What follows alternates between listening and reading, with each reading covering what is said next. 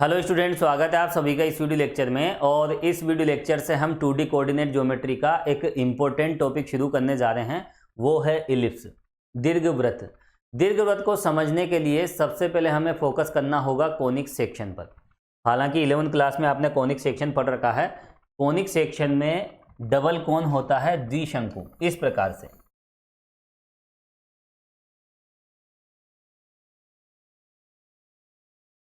और इस डबल कोन को हम एक प्लेन से काटेंगे, इंटरसेक्ट करेंगे डिफरेंट टाइप से। तो देखो, डिफरेंट टाइप से जब हम इसे कट करते हैं तो हमें कई प्रकार के डायग्राम्स मिलते हैं। अगर हम किसी प्लेन को इस तरह से लें, अगर समतल इस डबल कोन को इस तरह से काटे तो यहां पर हमें जो आकृति मिलेगी, ये वाली आकृति इलिप्स क्या होगी? दीर्घवृत्त। और यदि हम इस समतल को बिल्कुल परपेंडिकुलर लें, लंबवत लें इस प्रकार से, तो यहां पर जो हमें कटा हुआ भाग मिलेगा वो होगा, देखो, सर्कल, वृत्त। और यदि हम इस प्रकार से कट करें तो यहां से हमें मिलेगा पैराबोला। और यदि हम इसको इस तरह से कट करें तो हमें मिलेगा हाइपरबोला, अति परवलय। तो यहाँ पर कोनिक सेक्शन में हमें कई प्रकार के कर्व देखने को मिलते हैं। और कोनिक सेक्शन में जो भी कर्व हमें देखने को मिलते हैं उनमें एक तो इलिप्स, दीर्घवृत्त, अगर हम परपेंडिकुलर कट करें तो वृत्त मिलेगा, और इस तरह से कट करें तो हमें परवलय मिलेगा। और इस तरह से अगर हम कट करें, ये जो प्लेन है यह इस सेंटर से पास नहीं होना चाहिए। इस तरह से दोनों शंकु को अगर एक साथ काटता है कोई प्लेन और सेंटर से पास नहीं होता है तो फिर ऐसी कंडीशन में हमें क्या मिलता है? अति परवलय, हाइपरबोला। इलिप्स, सर्कल, पैराबोला और हाइपरबोला, ये जितने भी डायग्राम्स हैं ये कहलाते हैं शांकव। इन्हें हम क्या कहते हैं? शांकव। ये सभी डायग्राम कहलाते हैं शांकव, कोनिक। और ये सब इन शंकु के काटने से मिले हैं, इसलिए इनको हम क्या कहते हैं? शंकु परिच्छेद, शंकु परिच्छेद। अब देखो, एक नया शब्द यहां पर सुनने को मिलता है, परिच्छेद। परिच्छेद को हम हिंदी में, इंग्लिश में बोलते हैं सेक्शन। तो काटने के बाद हमें क्या मिल रहा है? परिच्छेद। ये सब क्या है? परिच्छेद हैं, सेक्शन हैं। और ये सभी सेक्शन इस कोण को इंटरसेक्ट करने से प्राप्त हुए हैं। तो यहां पर इन दोनों में पहले तो आपको डिफरेंस पता होना चाहिए, इंटरसेक्शन और एक सेक्शन। इंटरसेक्शन को हिंदी में कहते हैं हम प्रतिच्छेद, प्रतिच्छेद करना, और सेक्शन को हिंदी में कहते हैं परिच्छेद। तो प्रतिच्छेद करने के बाद जो भी आकृति हमें देखने को मिलती है वो होती है परिच्छेद। हमेशा कह सकते हैं after intersection we get section. तो इंटरसेक्शन के बाद हमें सेक्शन मिलता है, और सेक्शन किस प्रकार का होगा ये इस प्लेन की डायरेक्शन पे डिपेंड करेगा। प्लेन अगर इस तरह से होगा, अगर हम इस तरह से इंटरसेक्ट करें तो जो भी सेक्शन हमें मिलेगा वो इलिप्स होगा।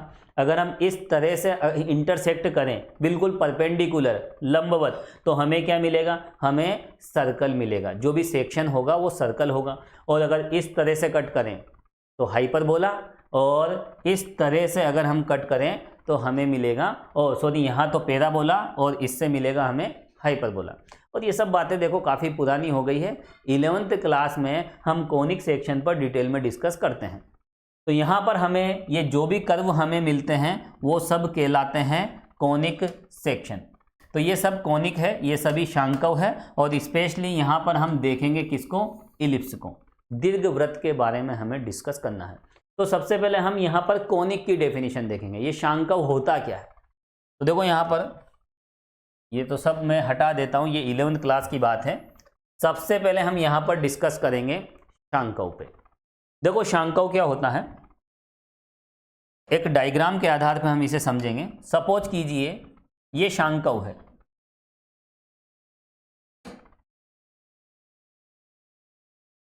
ये क्या है, शांकव। और अच्छे से मैं बना देता हूं, चलो इस तरह से हम बना लेते हैं। सपोज कीजिए ये कोई कोनिक है, यह किस नियम के तहत बनेगा, किस नियम के तहत ये जनरेट होगा, इसके लिए एक हमें स्थिर बिंदु चाहिए और एक स्थिर रेखा, फिक्स्ड पॉइंट और फिक्स्ड लाइन मान लेते हैं। सपोज कीजिए ये फिक्स्ड लाइन है, देखो ये हो गई एक फिक्स्ड लाइन, स्थिर रेखा।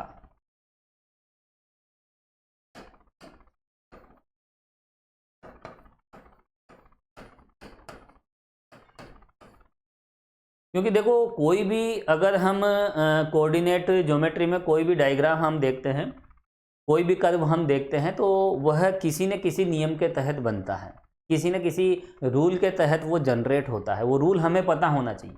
हम यहाँ पर शांकव की बात कर रहे हैं, ये अगर शांकव है तो ये शांकव किस नियम के तहत, किस नियम का ये पालन करता है। जैसे अगर हम वृत्त की बात करें, वृत्त कैसे बनता है इसको तो आपको अच्छे तरीके से पता होगा इसके बारे में। तो वृत्त एक ऐसे बिंदु का बिंदुपथ होता है, देखो यह बिंदु P इस प्रकार गति करे, इस प्रकार चले इस समतल पर कि एक स्थिर बिंदु से दूरी हमेशा अचर होना चाहिए। अगर इस बिंदु P की इस पॉइंट C से डिस्टेंस हमेशा कांस्टेंट रहे, अचर रहे, तो कौन सा डायग्राम जनरेट होगा, सर्कल, वृत्त बनेगा। तो कोई भी कर्व हम लेते हैं तो उसके लिए कोई ना कोई नियम होता है, किसी नियम के तहत वो जनरेट होता है, और यही होता है इस पॉइंट का लोकस, बिंदुपथ। तो जो भी वक्र होता है वो किसी न किसी बिंदु का बिंदुपथ होता है, और बिंदु से जो पथ बनता है, पॉइंट से जो लोकस बनता है, वह एक विशेष नियम का पालन करता है। वो नियम हमें पता होना चाहिए और उसी के आधार पर उसकी डेफिनेशन दी जाती है। तो यहाँ पर शांकव की अगर हम बात करें तो शांकव किस प्रकार का वक्र है, शांकव एक ऐसा वक्र होता है, ऐसे बिंदु का बिंदुपथ होता है, ऐसे बिंदु से जनरेट होता है जिस बिंदु की एक स्थिर बिंदु और एक स्थिर रेखा से दूरी का जो अनुपात है वो सदैव अचर होता है। तो एक हम स्थिर बिंदु ले लेते हैं, यहाँ पर एक स्थिर बिंदु में ले लेता हूँ S।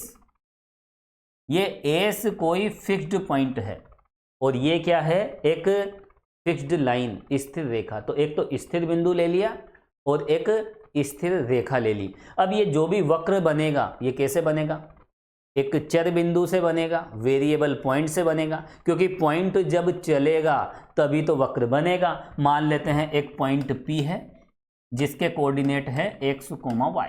ये रहा पॉइंट P। अब ये पॉइंट P इस प्लेन पर, इस समतल पर एक ऐसे नियम के तहत चले कि हमें क्या मिल जाए, ये शांकव मिल जाए। अब वो नियम क्या है, देखो यहां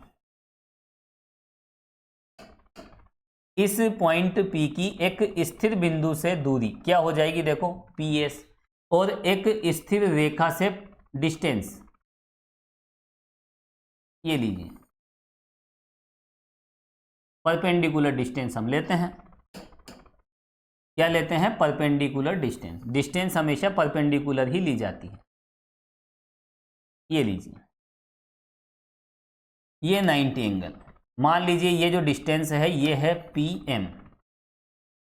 इस बिंदु P की एक स्थिर बिंदु और एक स्थिर रेखा से दूरी का जो अनुपात है, रेशो, वो हमेशा कांस्टेंट होना चाहिए। तो PS अपॉन PM अगर कांस्टेंट है तो इस नियम के तहत हमें क्या मिलेगा, शांकव मिलेगा। ये बिंदु इस प्रकार चले कि S से दूरी और इस रेखा से दूरी का जो अनुपात सदैव अचर हो, फिक्स होना चाहिए। जैसे PS अपॉन PM इक्वल 5, ये इस प्रकार चले कि PS को PM से डिवाइड करने पर हमेशा 5 मिले। तो ऐसी कंडीशन में हमें क्या मिलेगा, शांकव मिलेगा। और ये PS अपॉन PM ये जो कांस्टेंट होता है, ये जो कांस्टेंट वैल्यू है वो कहलाती है उत्केंद्रता, इसेंट्रिसिटी, है ना। इसेंट्रिसिटी के बारे में पढ़ा होगा आपने, उत्केंद्रता। एक बिंदु की स्थिर बिंदु और स्थिर रेखा से दूरी का जो अनुपात होता है PS/PM, वो होती है इसेंट्रिसिटी, उत्केंद्रता। और इस उत्केंद्रता को जनरली हम किससे डिनोट करते हैं? स्मॉल ई से डिनोट करते हैं। अब यहाँ पर ये जो कांस्टेंट रेशो है, ये जो अचर अनुपात है, इसकी वैल्यू डिसाइड करेगी कि यहाँ पर हमें दीर्घवृत्त मिलेगा या वृत्त मिलेगा या अतिपरवलय मिलेगा या फिर परवलय मिलेगा। देखो ई का मान अगर ग्रेटर देन 1 है तो ऐसी कंडीशन में हमें हाइपरबोला मिलता है, अतिपरवलय। इस बिंदु की इस एस से दूरी और इस रेखा से दूरी का अनुपात PS/PM हमेशा अगर 1 से बड़ा है तो हमें दीर्घवृत्त मिलता है, और दीर्घवृत्त क्या, सॉरी, अतिपरवलय। अगर हम 1 से कम लें, अगर ये अनुपात हमेशा कांस्टेंट हो और 1 से कम हो तो हमें मिलता है इलिप्स। क्या मिलता है? दीर्घवृत्त मिलता है। और अगर E बराबर 0 आ जाए तो हमें यहाँ पर सर्कल मिलेगा, वृत्त मिलेगा। और E की वैल्यू अगर 1 हो जाए तो ऐसी कंडीशन में हमें परवलय मिलता है। तो इसी बातों को हम यहाँ पर देखो सिस्टमेटिक तरीके से लिखेंगे, है ना। ये सब कुछ मैं मिटा देता हूँ। तो लिखें, सबसे पहले यहाँ पर हम किसकी बात कर रहे हैं? देखो, शांकव की हम बात करेंगे। तो शांकव क्या है? लिखें आप, शांकव एक ऐसे चर बिंदु का बिंदुपथ होता है। लिखो आप, शांकव एक ऐसे चर बिंदु का बिंदुपथ होता है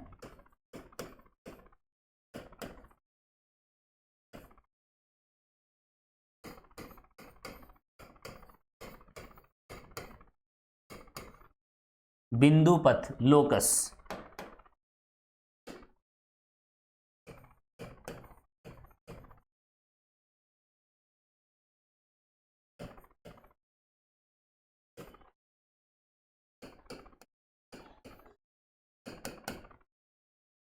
और जितने भी कर्व हैं, जितने भी वक्र हैं, वो सब बिंदुपति होते हैं। बिंदुओं का पथ इस प्रकार से होता है एक नियम के तहत। वो नियम यहां पे मैं लिख रहा हूं। ऐसे बिंदु का बिंदुपथ होता है जिसकी एक स्थिर बिंदु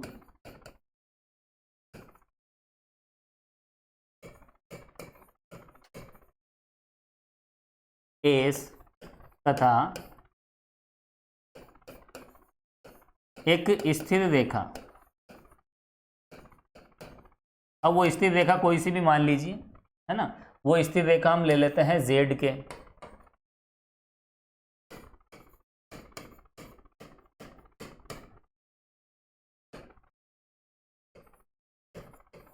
दूरी का जो अनुपात है, रेशो, दूरी का अनुपात सदैव क्या होना चाहिए? अचर होना चाहिए, कांस्टेंट होना चाहिए।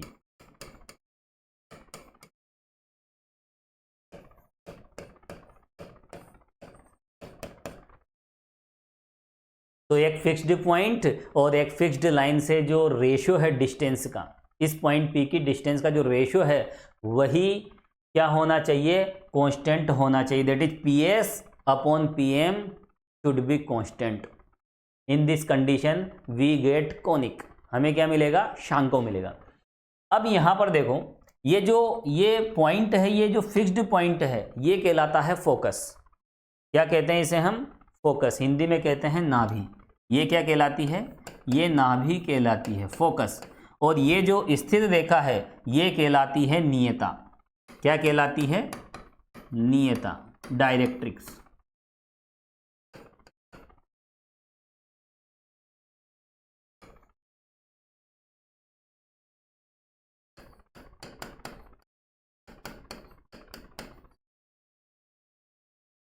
तो यही बात हम यहां पे लिख लेंगे। लिखें आप,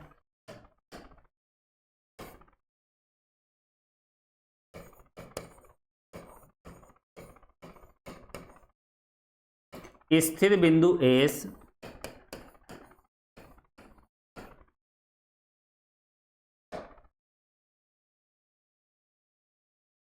पहले हम इसेंट्रिसिटी की भी बात कर लेते हैं। ये जो अचर अनुपात है, ये क्या होता है? यह अचर अनुपात शांकव की उत्केंद्रता कहलाती है। तो इसके बारे में लिखेंगे,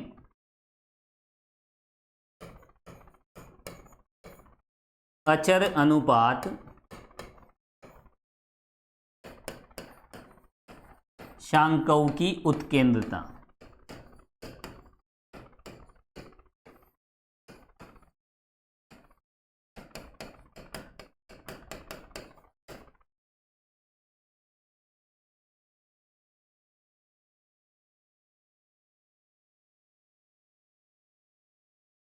और स्थिर बिंदु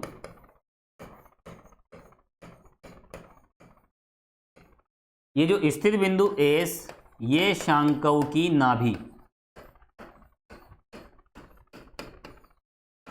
फोकस तथा स्थिर रेखा, और स्थिर रेखा कौन सी, जेड के शांकव की नियता कहलाती है।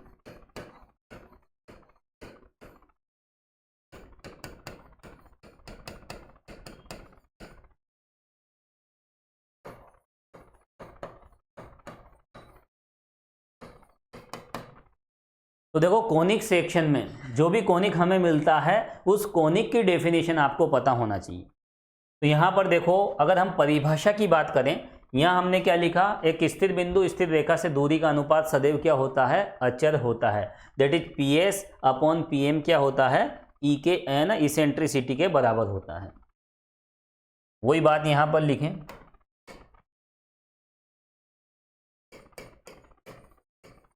शांकव की परिभाषा के अनुसार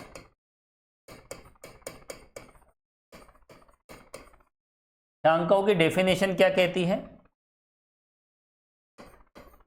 P S upon P M. P S P M क्या है, पी एस है डिस्टेंस फ्रॉम फोकस और पी एम है perpendicular distance from this point to directrix, है ना, बिंदु से नियता की दूरी। इसका जो अनुपात है वो क्या होना चाहिए, कांस्टेंट होना चाहिए। और ये कांस्टेंट वैल्यू जो है यही होती है इसेंट्रिसिटी, है ना, इसेंट्रिसिटी, उत्केंद्रता। ये मैंने लिखा भी दिया है, अचर अनुपात शांकव की क्या कहलाती है, उत्केंद्रता, इसेंट्रिसिटी। तो यहाँ पर ये जो कांस्टेंट वैल्यू है इसको हम क्या मान लेते हैं, ई, और यहाँ पर कांस्टेंट वैल्यू यही होती है उत्केंद्रता। चलो यहाँ पर हम लिख लेते हैं नेक्स्ट स्टेप में, P S upon P M is equal to E. ये हम मान के चलते हैं ना, ये कहलाती है यहाँ पर उत्केंद्रता, या फिर अलग से भी हम लिख सकते हैं, ये जो कांस्टेंट वैल्यू है इसेंट्रिसिटी, ये है शांकव की डेफिनेशन, जहां ई क्या है, शांकव की उत्केंद्रता है। थोड़ा सा स्पेस हम मैनेज कर लेते हैं, यहाँ लिखें आप, जहां ई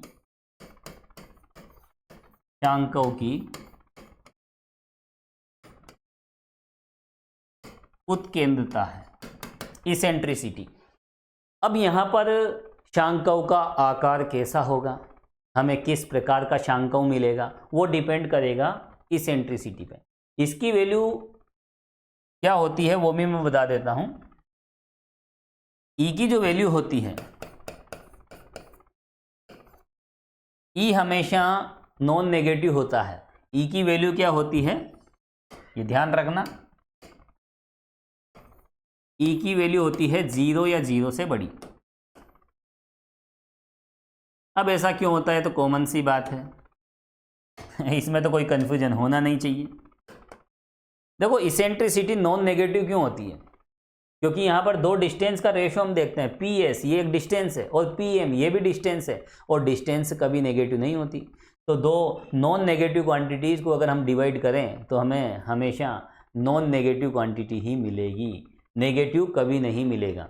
तो ई की वैल्यू हमेशा 0 या 0 से बड़ी होती है। इस बात को आप यहीं लिख लीजिए, ज़्यादा ठीक रहेगा। ई की वैल्यू क्या होती है, 0 और 0 से बड़ी। अब यहाँ पर देखो कुछ कंडीशंस हम लेंगे।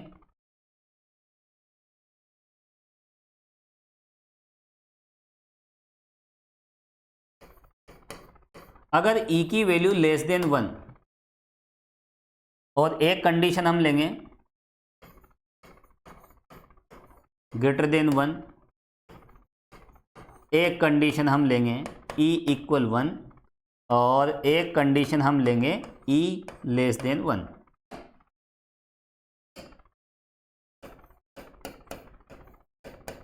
ऐसी कंडीशन में अगर लेस देन 1 है, ई की वैल्यू, एक बिंदु इस प्रकार से गति करे कि एक स्थिर बिंदु और स्थिर रेखा से दूरी का अनुपात हमेशा अचर हो और 1 से कम हो, तो ऐसी कंडीशन में हमें मिलता है दीर्घवृत्त। शांकव क्या होगा, दीर्घवृत्त होगा, इलिप्स।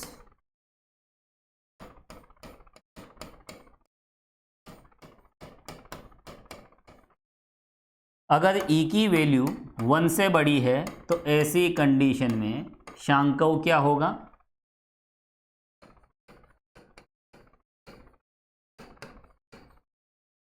अतिपरवल।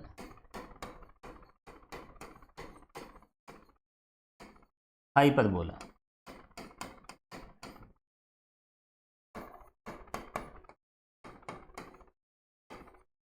शांकव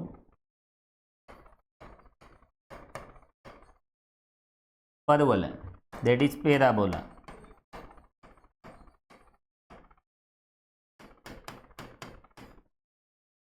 और अगर ई की वैल्यू 0 है, सुनिए यहाँ पर देखो लेस देन वाला केस तो हो गया, अगर ये 0 है तो फिर ये सर्कल बन जाएगा, वृत्त बन जाएगा।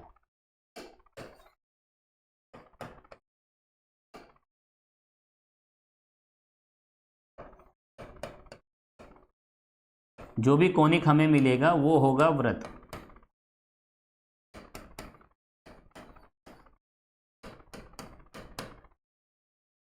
ये सभी केसेस कब मिलेंगे, जब मैंने आपको बताया था ये जो डबल कोन होता है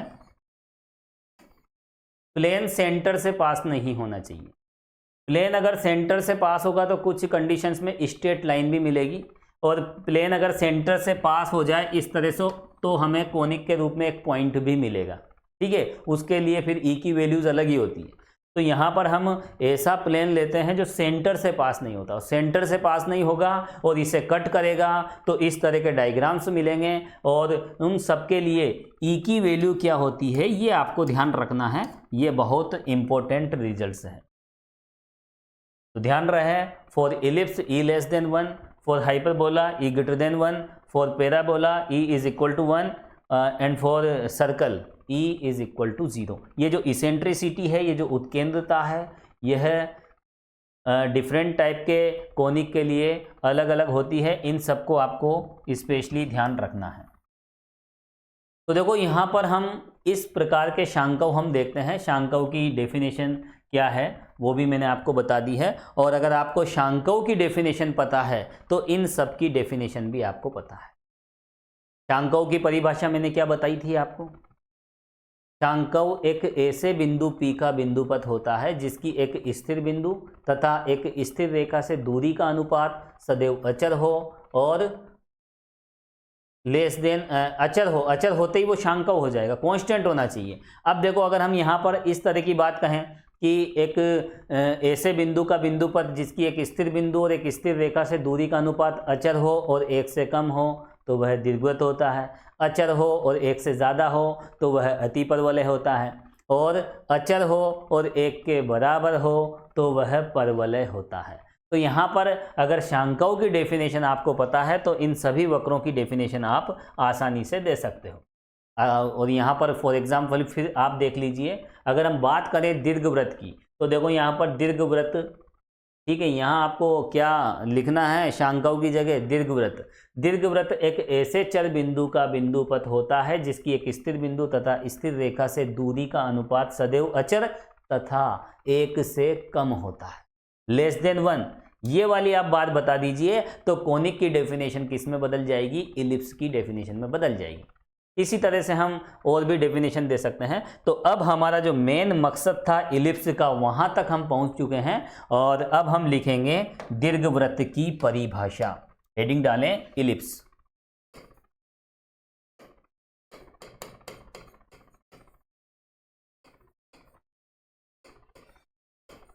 दीर्घवृत्त, और वैसे भी हम देखो यहाँ पर इलिप्स की ही शुरुआत कर रहे हैं। कोनिक सेक्शन, शांकव परिच्छेद क्या होता है वो तो हमने 11वीं क्लास में देखा था और अभी तक जो भी बातें मैंने आपको बताई है वो 11वीं स्टैंडर्ड की है।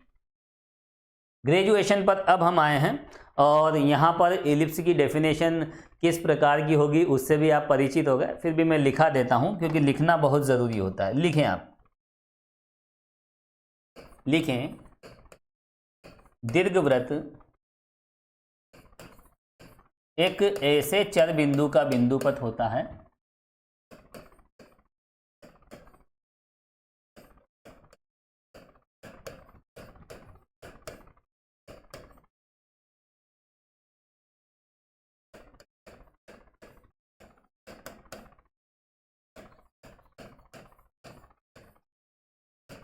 जिसकी एक स्थिर बिंदु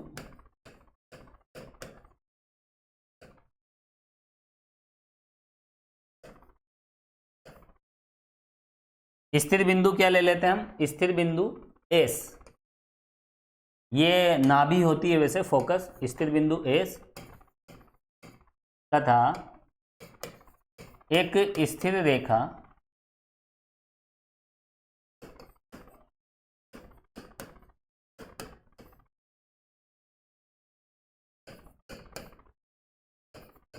दूरी का अनुपात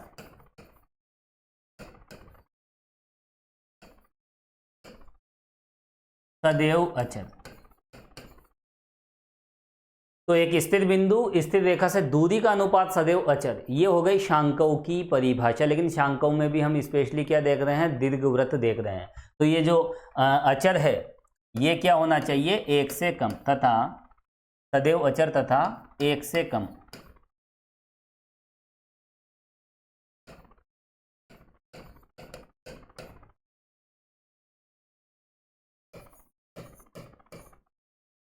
कम होता है।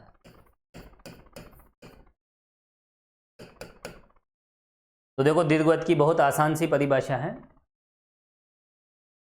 और यहाँ पर ये जो स्थिर बिंदु है दीर्घवृत्त की नाभि होती है फोकस, और ये जो स्थिर रेखा है वो क्या कहलाती है, नियता, डायरेक्ट्रिक्स कहलाती है। यही बात हमें लिखना है।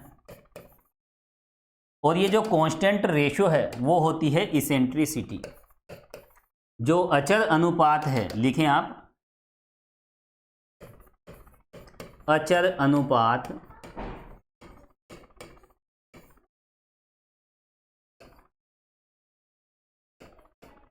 दीर्घवृत्त की उत्केंद्रता।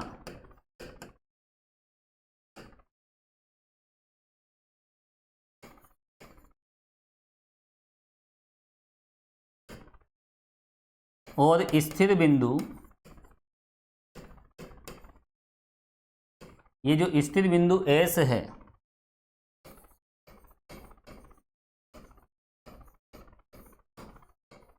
दीर्घवृत्त की नाभि फोकस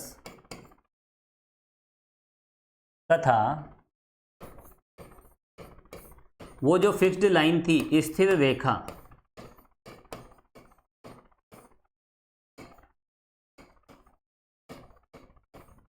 दीर्घवृत्त की नियता कहलाती है।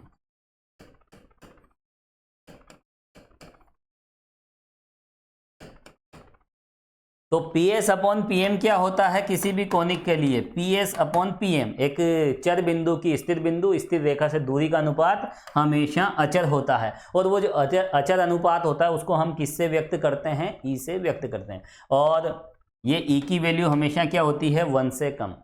अब यहाँ पर देखो E की वैल्यू अगर हम 0.5 लें, कभी 0.6 लें, कभी 0.77 लें, तो हमें डिफरेंट टाइप के इलिप्स हमें देखने को मिलेंगे। तो यहाँ पर इसेंट्रिसिटी से उस दीर्घवृत्त कि जो लोकेशन होती है, कभी कभी होता क्या है, देखो अगर हम बात करें उसके आकार प्रकार की, तो उसका आकार जैसे ही चेंज होता है तो फिर इसेंट्रिसिटी भी चेंज हो जाती है। एक निश्चित आकार का अगर हम दीर्घवृत्त लें, जैसे यहाँ पर ये कोई दीर्घवृत्त है, इसका क्षेत्रफल है 50 सेंटीमीटर स्क्वायर। अब इस दीर्घवृत्त को आप कोऑर्डिनेट प्लेन पर कहीं भी ले जाएं, इसका आकार प्रकार तो बिल्कुल निश्चित रहेगा। अगर आकार क्षेत्रफल अगर निश्चित है तो फिर उसकी उत्केंद्रता भी निश्चित है। तो उत्केंद्रता क्या करती है, उसके आकार को निर्धारित करती है कि किस आकार का दीर्घवृत्त हमें मिल रहा है। और जैसे हम अगर दीर्घवृत्त का क्षेत्रफल अगर हम चेंज कर दें, उसके आकार में परिवर्तन ला दें, तो उत्केंद्रता भी यहाँ पर परिवर्तित हो जाती है। तो एक निश्चित क्षेत्रफल के लिए दीर्घवृत्त की उत्केंद्रता भी निश्चित होती है, ठीक है। तो इसेंट्रिसिटी उसके डायग्राम के जो भी आकार है, उसका एरिया है ना, उसके आकार प्रकार को व्यक्त करती है कि कितना बड़ा दीर्घवृत्त होगा, वो डिपेंड करेगा देखो इसेंट्रिसिटी पे। तो डिफरेंट टाइप के इलिप्स अगर हम देखें तो उनके लिए इसेंट्रिसिटी की वैल्यू भी अलग अलग होती है। अब यहां पर देखो, ये तो हो गई डेफिनेशन, और मैथमेटिकली भी लिख लेते हैं, अर्थात दीर्घवृत्त की परिभाषा अनुसार, क्या है दीर्घवृत्त की परिभाषा, डेफिनेशन ऑफ इलिप्स, ये है final definition, PS upon PM is equal to E। हालांकि देखो ये जो डेफिनेशन है ना, ये दीर्घवृत्त की नहीं है, ये है परवलय की भी है, अति परवलय की भी है, ये शांकव की है। और शांकव के कितने प्रकार होते हैं मैंने आपको बता दिया, ये शांकव की परिभाषा है। अब ये दीर्घवृत्त कब बनेगा, ये लिखना पड़ेगा जहां E की वैल्यू क्या है, 1 से कम है, अब जाके ये दीर्घवृत्त की परिभाषा है। अगर ये ग्रेटर देन 1 कर देंगे तो ये अति परवलय की परिभाषा हो जाएगी, यहाँ पर E इक्वल 1 कर देंगे तो ये परवलय की परिभाषा हो जाएगी। तो देखो सबकी डेफिनेशन सेम है। अब यहाँ पर हम इस इलिप्स का देखेंगे स्टैंडर्ड फॉर्म, मानक रूप। देखो स्टैंडर्ड का मतलब क्या होता है, जैसे यहाँ पर हमने ये y अक्ष ले ली, ये x अक्ष ले ली, है ना, एक डायग्राम हमने यहाँ बना दिया और एक डायग्राम हमने यहाँ बना दिया और एक डायग्राम हमने ऐसे ऐसे बना दिया। सबसे अच्छा डायग्राम आपको कौन सा लग रहा है देखने में, ये वाला सेंटर वाला। तो यहाँ पर बिल्कुल अगर हम इस कोऑर्डिनेट प्लेन के अगर हम सेंटर में अगर ये डायग्राम बनाते, इसी को स्टैंडर्ड मान लिया गया है, यही है मानक, है ना, दिखने में अच्छा, सेंटर 0 0 कर दिया, बिल्कुल सेंटर में ले आए। तो इस तरह का जो इलिप्स है वो स्टैंडर्ड मानक रूप कहलाता है। क्या कहलाता है, मानक रूप, स्टैंडर्ड फॉर्म, है ना। हमने मान लिया कि ये स्टैंडर्ड है ना, और इससे बहुत सारे क्वेश्चंस हम सोल्व करते हैं, और इसी को हम यहाँ पर देखेंगे, जिसका सेंटर क्या हो जाए 0 0। चलो लिखो आप, दीर्घवृत्त का मानक रूप, दीर्घवृत्त का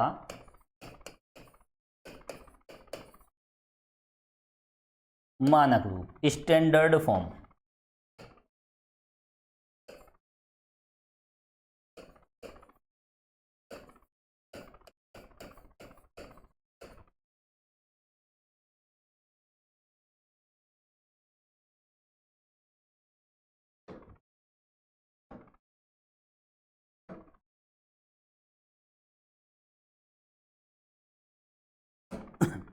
देखो स्टैंडर्ड फॉर्म क्या होती है, सबसे पहले यहां पर हम एक इलिप्स ले लेते हैं, ये है इलिप्स, ये लीजिए, ये इलिप्स मैंने बना दिया है, और इसमें जो कोऑर्डिनेट एक्सिस होगी, थोड़ा सा इसको देखो डाउन में ले लेते हैं, एक अच्छा सा डायग्राम यहां पर हमें बनाना है।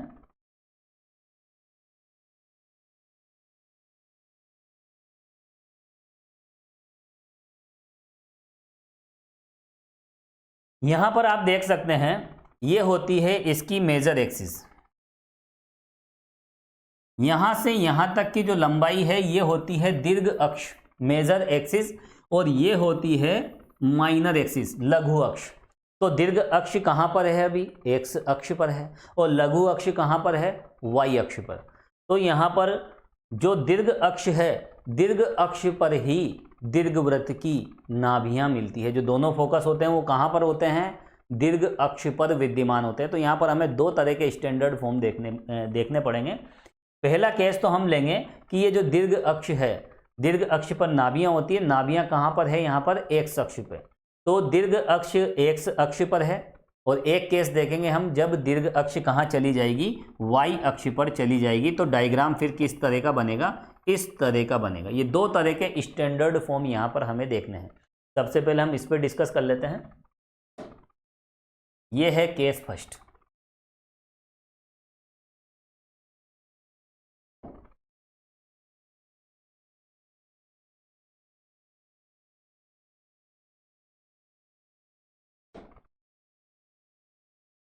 थोड़ा सा देखो यहाँ पर स्पेस हम मेंटेन कर लेते हैं, इसको यहाँ ले लेते हैं।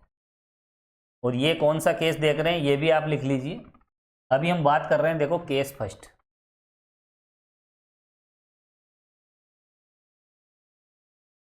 लिखें, जब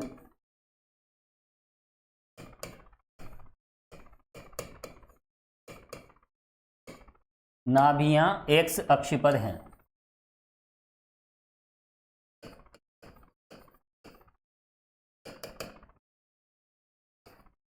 ए का मान क्या है? देखो बी से बड़ा है। अब आपको मैं बता देता हूं, इसका जो समीकरण होता है वो भी हम देख लेते हैं। ये बाद में इसका डायग्राम बना लेंगे। तो इसका जो समीकरण होता है, देखो X square upon A square plus Y square upon B square equal to 1।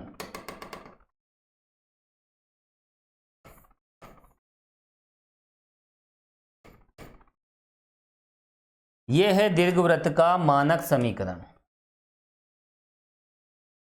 और इसका डायग्राम हमें बनाना है।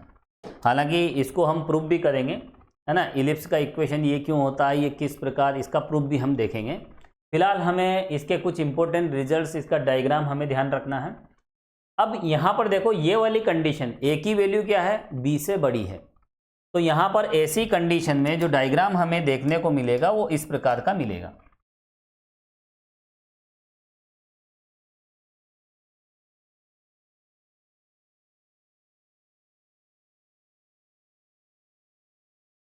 ये हो जाएगी, देखो यहाँ पर वाई एक्सिस, और ये हो जाएगी यहाँ पर एक्स एक्सिस।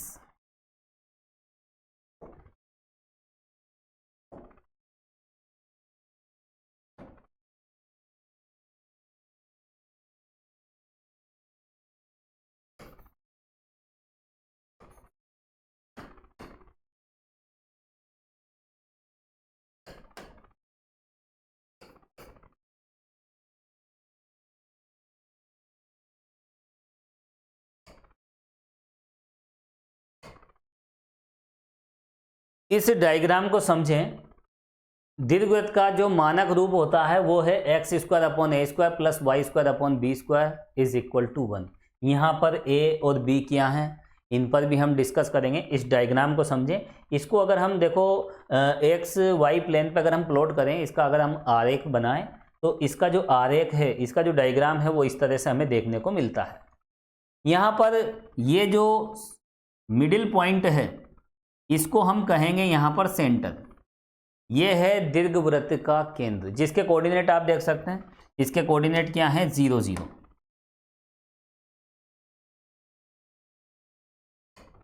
ये क्या है यहाँ पर? सेंटर। इसके कोऑर्डिनेट है यहाँ पर 0, 0।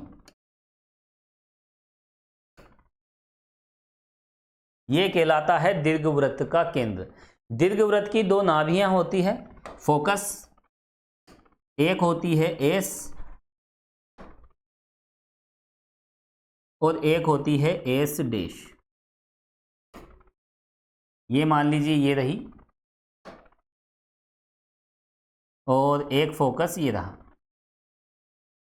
मान लेते हैं दीर्घवृत्त पर कोई बिंदु है P, यहाँ पर ये पॉइंट P है, और इस पॉइंट P के कोऑर्डिनेट हम मान लेते हैं x, y। क्योंकि यहाँ पर दीर्घवृत्त के निर्माण के लिए हमें एक वेरिएबल पॉइंट, एक चर बिंदु लेना पड़ेगा। अब ये चर बिंदु P इस तरह से चले कि एक स्थिर बिंदु और एक स्थिर रेखा से दूरी का अनुपात सदैव क्या हो, अचर हो। अब वो जो स्थिर रेखा है, ये मान लीजिए ये एक फिक्स्ड लाइन है, स्थिर रेखा, जिसको हम कह देते हैं ये है देखो ZK। और यहां से अगर हम इस पे परपेंडिकुलर लें और इसको यहां मिला दें और ये मान लेते हैं PM, तो इस बिंदु P की स्थिर रेखा और स्थिर बिंदु से जो दूरी का अनुपात है PS/PM, ये हमेशा 1 से कम होगा। यही इलिप्स की डेफिनेशन है। ये 90 है ना, परपेंडिकुलर डिस्टेंस हम लेते हैं। यहाँ पर S और S डैश दीर्घवृत्त की नाभियां फोकस कहलाती है। और इसके जो कोऑर्डिनेट है, देखो इसका कोऑर्डिनेट होता है AE,0। हालांकि ये सब बातें आपने 11th में देख रखी हैं। अब इसका कोऑर्डिनेट AE,0 क्यों होता है, इसे भी हम प्रूफ करेंगे। दूसरी नाभि होती है S डैश और इसके कोऑर्डिनेट होते हैं -AE,0। जो फोकस सेंटर से जितनी डिस्टेंस इस फोकस की है सेंटर से, उतनी ही डिस्टेंस इस वाली फोकस की होती है। दोनों नाभियां सेंटर से इक्वल डिस्टेंस पर होती है, समान दूरी पर होती हैं। और इसके बाद देखो यहाँ पर ये जो पॉइंट है, पॉइंट A, ये पॉइंट A कहलाता है दीर्घवृत्त का सिरा, वर्टेक्स। अगर हम इलिप्स के वर्टेक्स की बात करें तो जो ये दीर्घ अक्ष जो होती है, दीर्घ अक्ष के जो कॉर्नर पॉइंट होते हैं A और A डैश, तो दीर्घ अक्ष के जो सिरे हैं वही दीर्घवृत्त के सिरे कहलाते हैं। तो यहाँ पर जो मेजर एक्सिस के वर्टेक्स हैं वही इलिप्स के वर्टेक्स होते हैं, है ना। तो यहाँ पर A और A डैश, A का जो कोऑर्डिनेट है वो A0 होता है और इसका हो जाता है -B0। अब हम आ जाते -A0।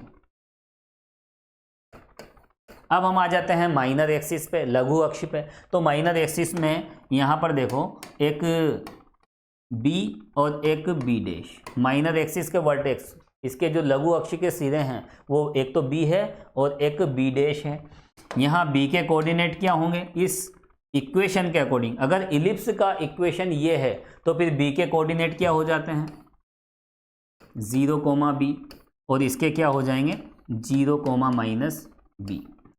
तो यह हमें समझना है S और S डैश क्या है, दीर्घवृत्त की नाभियां हैं। ये ZK क्या है, नियता। और यहाँ पर A और A डैश, ये जो मेजर एक्सिस है उस मेजर एक्सिस के वर्टेक्स हैं, दीर्घ अक्ष के सिरे हैं। और जो दीर्घ अक्ष के सिरे होते हैं उन्हीं को हम दीर्घवृत्त के सिरे भी कहते हैं ना, वर्टिसेज ऑफ इलिप्स। अब यहाँ पर एक बात और ध्यान रखनी है, यहाँ दो फोकस होते हैं तो दो डायरेक्ट्रिक्स भी होगी, नियताएं भी होगी। ये लीजिए, ये जो लाइन है, हर बात का प्रूफ भी हमें देखना है, हर बात का प्रूफ यहाँ पर हम देखेंगे। फिलहाल हमें समझना है standard form x² y² b² = 1 को। ये दूसरी डायरेक्ट्रिक्स है जिसको हम बोल देते हैं Z डैश और K डैश। ये लीजिए,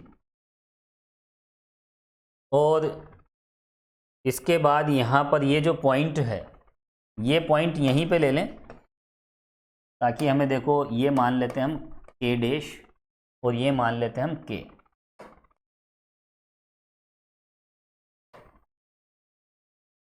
और इसमें यहाँ पर अगर हम आगे बढ़ें तो एक होता है देखो लेटस रेक्टम, नाभि लंब। अब इसको समझने के लिए देखो थोड़ा सा मैं इसको तिरछा कर देता हूँ ताकि आपको यहाँ अच्छे से नज़र आ जाए।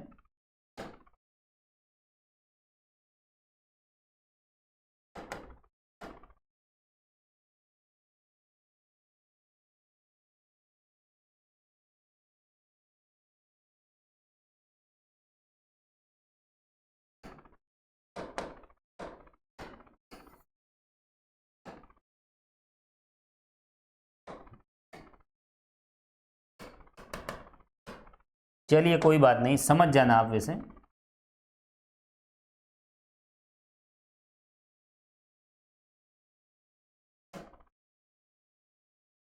थोड़ा सा एडिटिंग करने में प्रॉब्लम आ जाती है, एक बार डायग्राम बन गया तो उसे डिस्टर्ब करने में काफ़ी ज़्यादा डिस्टर्बेंस हो जाता है।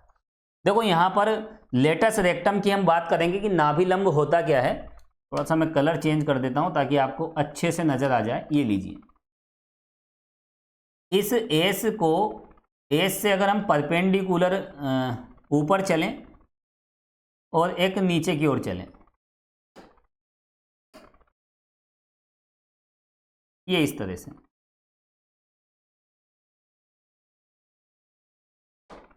और इसको बोल देते हैं हम एल एल डैश।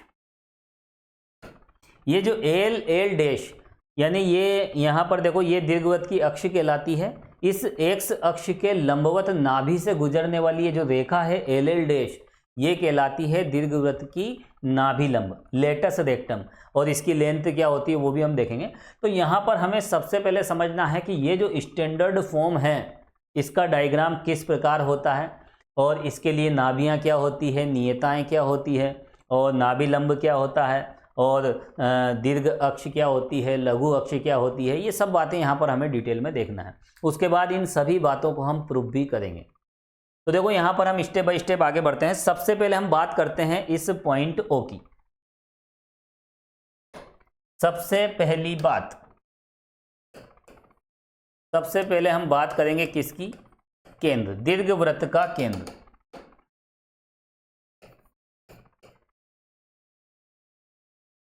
सेंटर। देखो दीर्घवृत्त का जो केंद्र है वो है ओ। ये ओ क्या कहलाता है, इस दीर्घवृत्त का केंद्र। किसकी बात कर रहे हैं हम, यहाँ जो भी रिजल्ट देखेंगे वो इसके लिए देखेंगे। और ध्यान रहे साथ में ए ग्रेटर देन बी, जब ए का मान बी से बड़ा होता है तो दीर्घवृत्त का जो डायग्राम है ज्यामितीय समतल पर इस प्रकार का होगा, और जहां पर ओ क्या कहलाएगा, दीर्घवृत्त का केंद्र कहलाता है। ठीक है। और अगर हम इसमें चेंजेज कर दें, दीर्घवृत्त तो किसी भी प्रकार का हो सकता है, ये तो मानक रूप है, इसलिए इसका सेंटर यहाँ पर मूल बिंदु आ रहा है। अगर हम इस समीकरण में अगर हम परिवर्तन ला दें, परिवर्तित कर दें, तो फिर यहाँ पर हमें दूसरा दीर्घवृत्त देखने को मिलेगा, फिर से सेंटर बदल जाएगा। तो यहाँ पर हम इस वाले दीर्घवृत्त के परिणाम देख रहे हैं। ठीक है। ये जितने भी रिजल्ट्स हम देखेंगे केवल इसके लिए होंगे, ये बात आपको ध्यान रखनी है।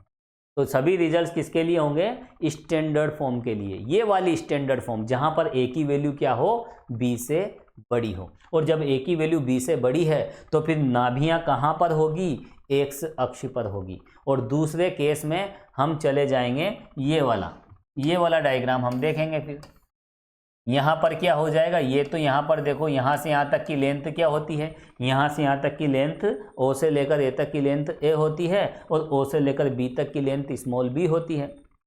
अब यहाँ पर ए की वैल्यू बड़ी है और बी की वैल्यू छोटी है। जब आपस में हम इस वाले कंडीशन की बात करेंगे, ए को छोटा कर दें और बी को बड़ा कर दें, तो डायग्राम इस प्रकार का हो जाएगा। फिर इसके रिजल्ट्स अलग होंगे जो हम सेकंड केस में देखेंगे। तो फिलहाल हम किसकी बात कर रहे हैं, केस फर्स्ट की। तो देखो यहाँ पर सेंटर क्या है, सेंटर है 0 0। इसके अगर हम सेंटर की बात करें तो सेंटर यहाँ पर होगा 0,0।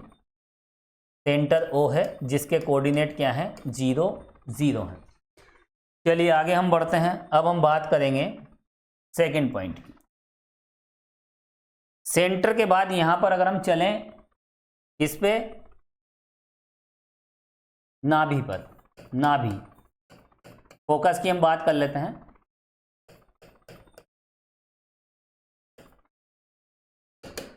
देखो दो फोकस होते हैं, कितने फोकस होते हैं, दो। एक एस और उसके कोऑर्डिनेट कितने हैं, देखो AE,0, दूसरा होता है एस डैश।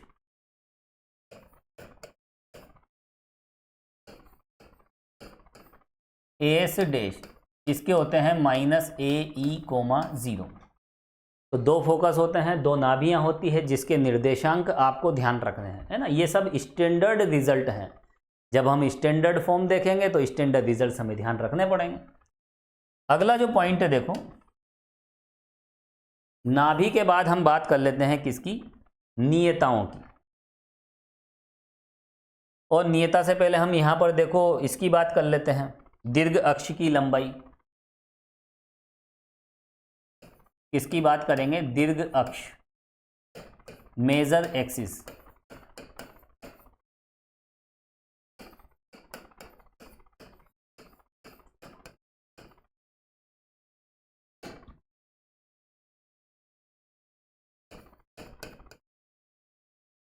और उसके बाद देखो हम बात करेंगे किसकी?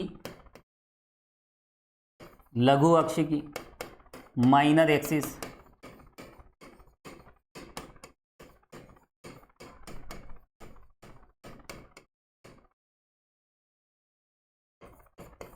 फिर उसके बाद हम दीर्घ अक्ष के सिरों की बात करेंगे, दीर्घ अक्ष के सिरे, वर्टिसेस ऑफ मेजर एक्सिस। उसके बाद हम बात करेंगे वर्टिसेस ऑफ माइनर एक्सिस, लघु अक्ष के सिरे। और देखो उसके बाद हम दीर्घवृत्त के सिरों की बात करेंगे,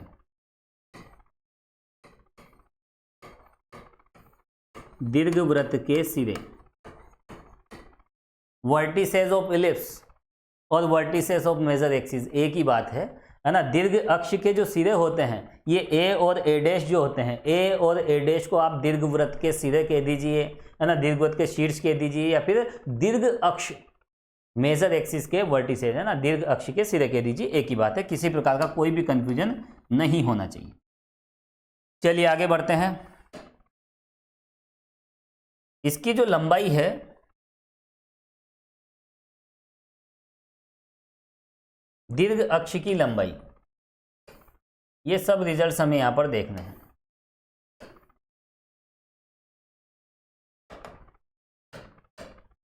देखो यहां पर हम बात करें दीर्घ अक्ष मेजर एक्सिस, तो ए डैश क्या होती है? मेजर एक्सिस होती है।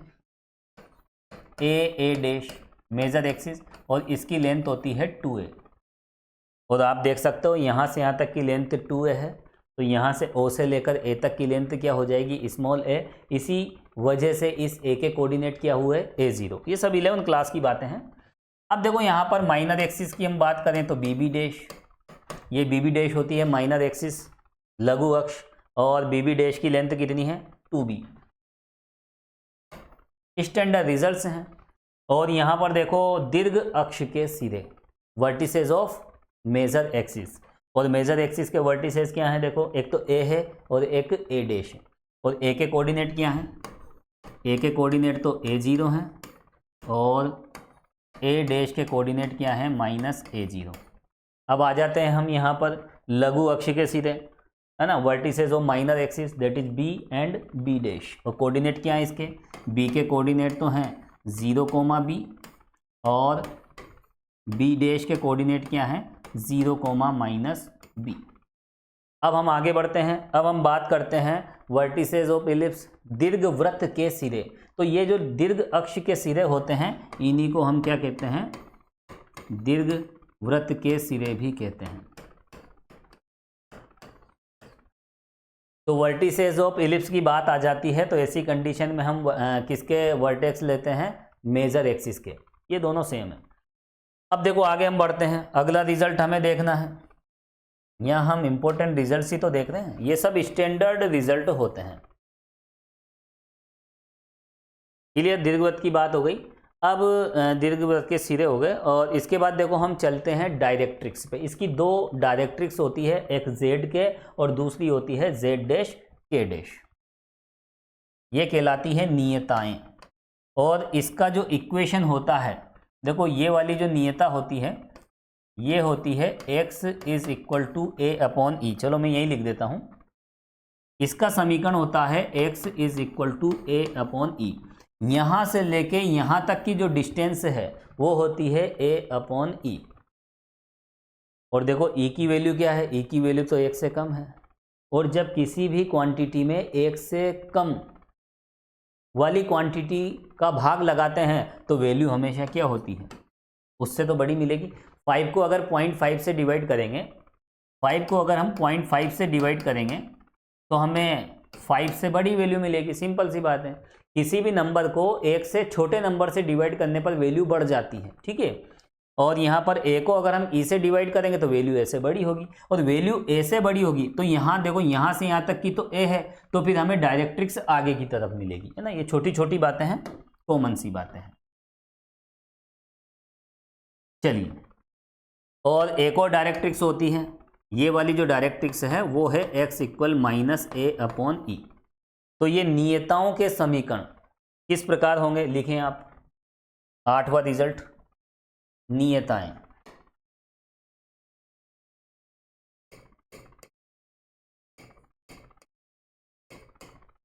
नियताओं के समीकरण।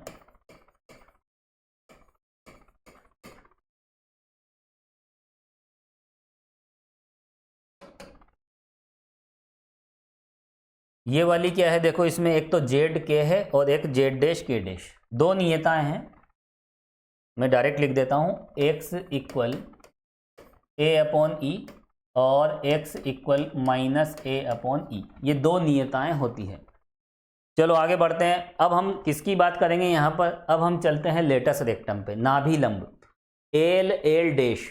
ये बिल्कुल परपेंडिकुलर है, ये भी मैं आपको बता देता हूं।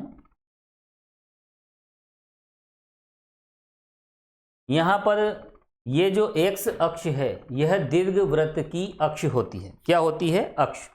तो चलिए आगे हम बढ़ते हैं, लिखें आप। अब हम बात करते हैं लेटस रेक्टम की।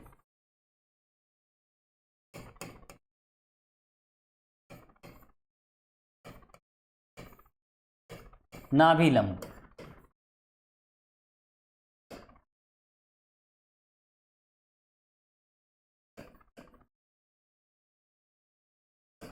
लेटस रेक्टम,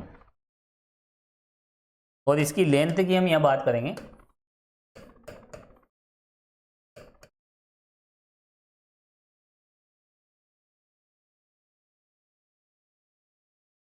देखो लेटस रेक्टम की जो लेंथ होती है एल एल डैश, ठीक है। तो एल एल डैश से हमें क्या पता चल रहा है कि ये लेटस रेक्टम है। नाभि लंब एल एल डैश को कहते हैं नाभि लंब दीर्घवृत्त की अक्ष के लंबवत रेखा होती है जो नाभि से गुजरती है, ठीक है। और इसकी जो लंबाई होती है वो कितनी होगी, ये ध्यान रखना है, 2b² अपॉन ए। और नाभि लंब के सिरों की अगर हम बात करें तो उसके क्या कोऑर्डिनेट होंगे,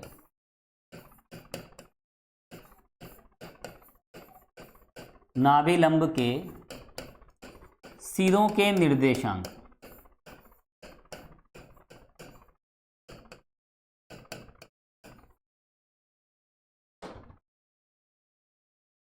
coordinates of vertices of latus rectum. और उनमें जो वर्टेक्स हैं एक तो एल है और एक एल डैश है। तो एल के कोऑर्डिनेट क्या हैं, देखो यहाँ पर मैं डायग्राम अलग से बना के बता देता हूँ, ज़्यादा ठीक रहेगा। ये नाभि है और इस नाभि के लंबवत रेखा हमने ली, तो ये L L dash, L L dash क्या हुआ यहाँ पर, नाभि लंब लेटस रेक्टम, इसकी लेंथ क्या होती है 2b² अपॉन ए। अब देखो ये जो डायग्राम होता है सिमेट्रिक होता है, यहाँ ए से ऊपर वाली डिस्टेंस और ये वाली डिस्टेंस इक्वल है, बराबर है। तो यहाँ पर यहाँ से यहाँ तक की लेंथ कितनी है 2b² अपॉन ए। तो यहाँ पर एल से एस की डिस्टेंस और एस से एल डैश की डिस्टेंस इसका हाफ होगी, इसका आधा कर दीजिए b² अपॉन ए, है ना। ये दोनों डिस्टेंस बराबर है, तो ऊपर वाली b² अपॉन ए और नीचे वाली भी b² अपॉन ए। ये लेंथ क्या हो जाएगी b² अपॉन ए, और ये भी कितनी हो जाएगी b² अपॉन ए। और देखो यहाँ पर यहाँ से यहाँ तक की टोटल कितनी हो जाएगी 2b² अपॉन ए। अब यहाँ देखिए इसके कोऑर्डिनेट क्या है, देखो AE, 0। तो यहाँ से यहाँ तक की डिस्टेंस कितनी हो जाएगी AE। अब यहाँ से यहाँ तक की डिस्टेंस कितनी है AE, तो इसका x कोऑर्डिनेट कितना हो जाएगा AE।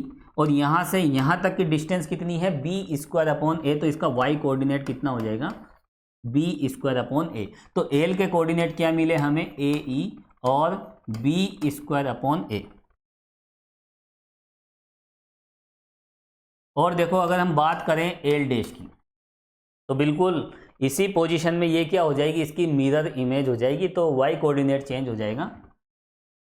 ए ई और माइनस बी स्क्वायर अपॉन ए, ये लीजिए। तो ये रिजल्ट भी आपको ध्यान रखना है, बिल्कुल आसान सी प्रोसेस है, निकाल सकते हो। चलिए आगे हम बढ़ते हैं।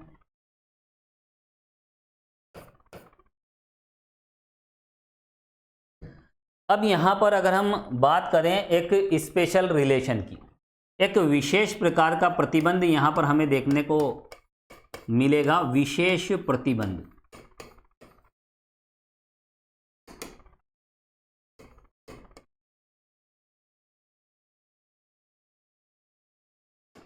ये रिजल्ट भी आपको ध्यान रखना है।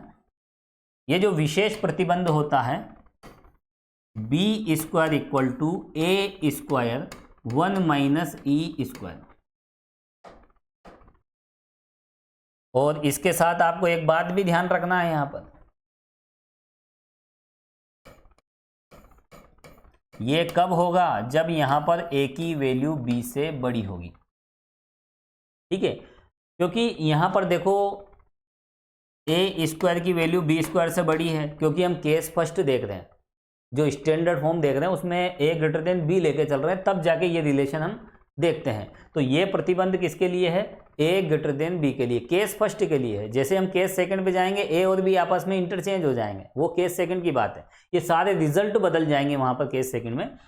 तो यहां पर देखो ये जो बी होता है इसको कैसे ध्यान रखेंगे, और वैसे भी आप ध्यान रहे, ये तो यहाँ पर जो भी शुरुआत होगी ये क्या है, देखो ये माइनर एक्सिस है और ये है मेजर,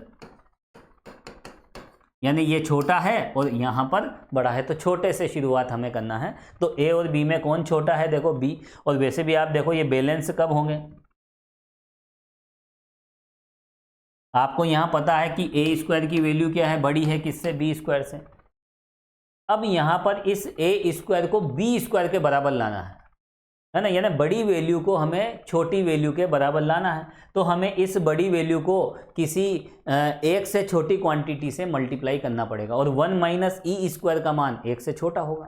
ठीक है, तो यहाँ पर हम जैसे ही, और वैसे भी हम इलिप्स की बात कर रहे हैं, और इलिप्स के लिए आपको पता होना चाहिए, दीर्घवृत्त के लिए ई का मान 1 से कम होता है और 0 से तो बड़ा होगा ही सही, क्योंकि 0 के बराबर तो ले नहीं सकते। अगर 0 के बराबर लेंगे तो हमें परवलय मिल जाएगा।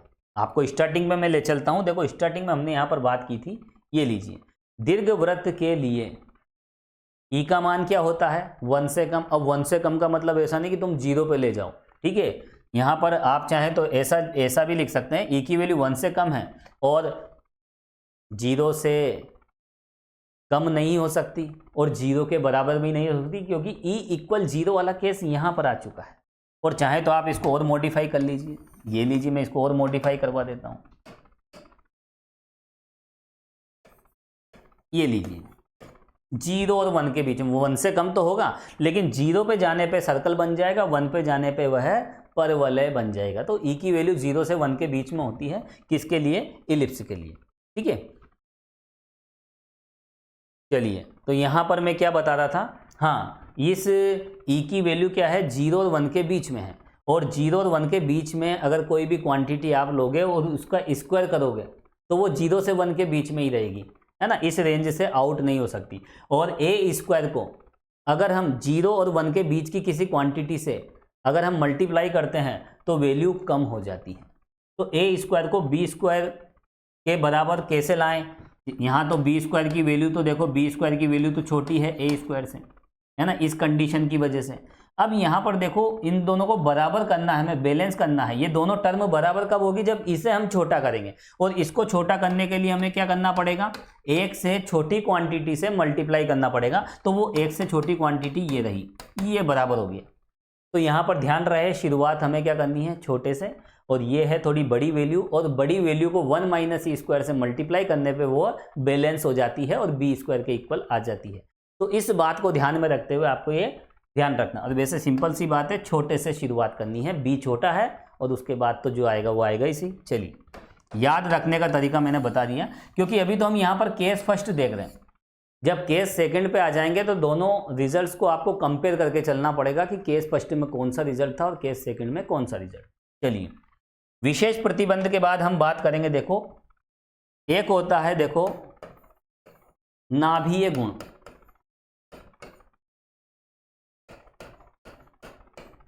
Focal property.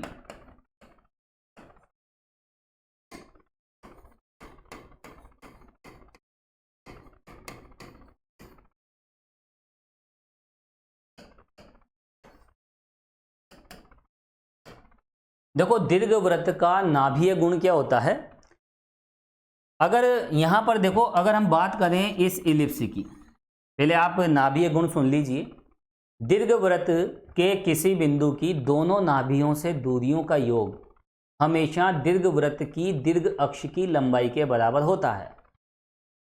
दीर्घवृत्त पर कोई बिंदु P है, इस बिंदु P की पहली नाभि से दूरी और दूसरी नाभि से दूरी का जो योग है PS प्लस PS डैश, ये हमेशा दीर्घवृत्त की दीर्घ अक्ष की लंबाई के बराबर होता है। और दीर्घ अक्ष की लंबाई कितनी होती है? 2a। तो इसी आधार पर दीर्घवृत्त की एक नई परिभाषा भी हम दे सकते हैं कि दीर्घवृत्त एक ऐसे चर बिंदु का बिंदुपथ होता है जिसकी दो स्थिर बिंदुओं से दूरियों का योग सदैव अचर होता है, और वो जो अचर दूरी होती है वह दीर्घवृत्त की दीर्घ अक्ष की लंबाई के बराबर होती है। तो दीर्घवृत्त की एक नई परिभाषा भी हम देंगे, और इसको देखो डिटेल में हम पढ़ेंगे, इसको अलग से ही हम लेंगे। तो फिलहाल आप ये ध्यान रख लीजिए, नाभीय गुणधर्म क्या होता है। माना कोई बिंदु P है, पहली नाभि से दूरी और उस बिंदु की दूसरी नाभि से दूरी किसके बराबर होगी?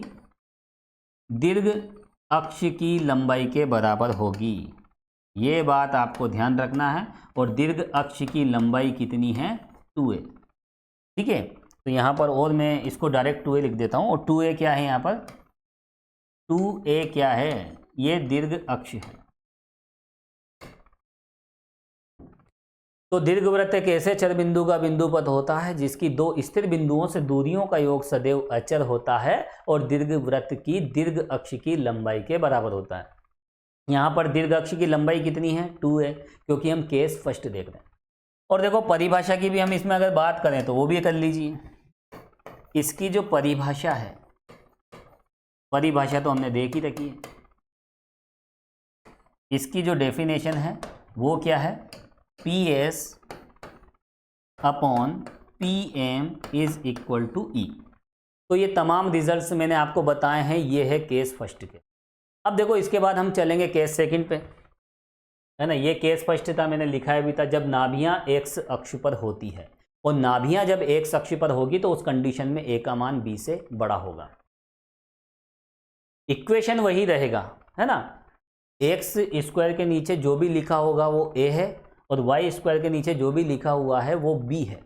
ठीक है, तो यहाँ पर यहाँ से हमें x के नीचे जो भी लिखा होगा वो a स्क्वायर, तो वहाँ से a मिलेगा, है ना। यहाँ आप ध्यान रखना, x square upon 81, y square upon 16। तो यहाँ पर देखो a की वैल्यू 9 हो जाएगी और b की वैल्यू 4 हो जाएगी। यहाँ पर आप देख सकते हैं a क्या है? b से बड़ा है।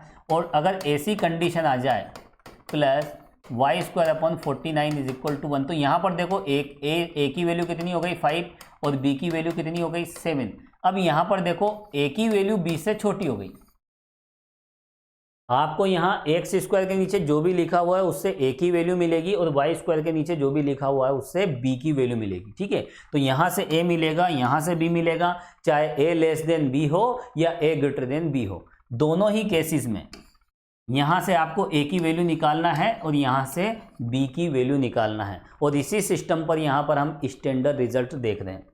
ठीक है, तो x स्क्वायर के नीचे हमेशा a स्क्वायर की वैल्यू मिलेगी और y स्क्वायर के नीचे हमेशा आपको b स्क्वायर की वैल्यू मिलेगी। तो यहाँ पर हम स्टैंडर्ड फॉर्म तो यही रखेंगे, इक्वेशन वही रखेंगे। ठीक है, कंडीशन हम इस तरह से लगा देंगे। एनसीईआरटी की बुक में क्या होता है, यहाँ पर जो छोटी वैल्यू होती है उसको a नाम दे दिया जाता है। 11वीं क्लास में यहाँ जैसे ये छोटी है तो a का मान 5 हो गया, और यहाँ पर 16 क्या है? छोटी है, तो यहाँ a का मान 4 हो जाएगा, है ना। वो एनसीईआरटी में फॉर्मूला उसी तरह से बनाए जाते हैं, लेकिन यहाँ पर हम a ग्रेटर देन b और a लेस देन b के आधार पर, तो जो भी स्टैंडर्ड रिजल्ट्स हम देख रहे हैं, तो ये बात आप ध्यान रखें, चाहे केस फर्स्ट हो या केस सेकंड हो, इक्वेशन हमें यही लेके चलना है। हाँ, रिजल्ट हम चेंज कर देंगे। चलिए, और रिजल्ट किस प्रकार चेंज होंगे वो हम देखेंगे। चलो फिलहाल तो देखो इस कचरे को मैं हटा देता हूँ, ये लीजिए। तो ये केस फर्स्ट था, अब चलते हैं हम केस सेकंड पे। इस पे चलेंगे केस सेकंड पे।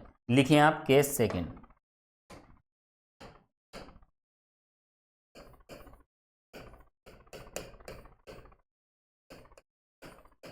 जब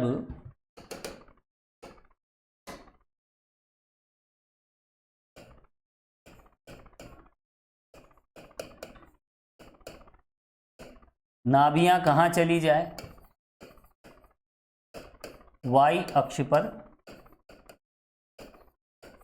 स्थित हैं और ऐसी कंडीशन में ए का मान क्या होगा, बी से छोटा होगा। तो ये सेकंड केस है। अब इसमें किस तरह का डायग्राम बनेगा, अब डायग्राम देखो इस तरह से, इसका जो इक्वेशन है वो भी लिख लीजिए। समीकरण क्या होगा, देखो X square upon A square, Y square upon B square,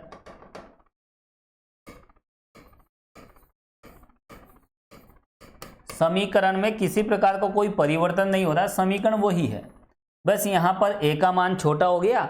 ए का मान छोटा होने से जो दीर्घ अक्ष है वो लघु अक्ष बन जाएगी और बी का मान बड़ा होने से वह दीर्घ अक्ष का रूप ले लेगी। यहाँ ए लेस देन 0 है, इस बात का स्पेशली ध्यान रखना।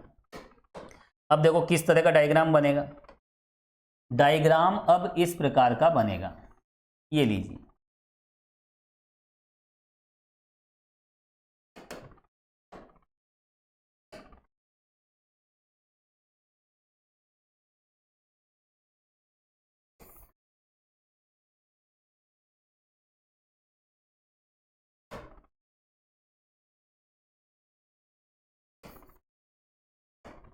ये हो गई एक्स अक्ष और ये हो गई वाई अक्ष। अब नियताएं कहाँ चली जाएगी, नियताएं हमेशा दीर्घ अक्ष पर ही होती है क्योंकि दीर्घ अक्ष पर नाभियां होती है। तो यहाँ पर ये नियता यहाँ आ जाएगी, देखो ये लीजिए, और एक नियता यहाँ पर आ जाएगी।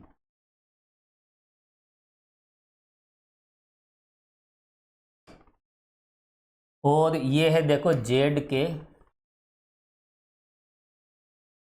है ना, ये जेड के एक नियता ये रही और एक नियता हो जाएगी जेड डैश के डैश।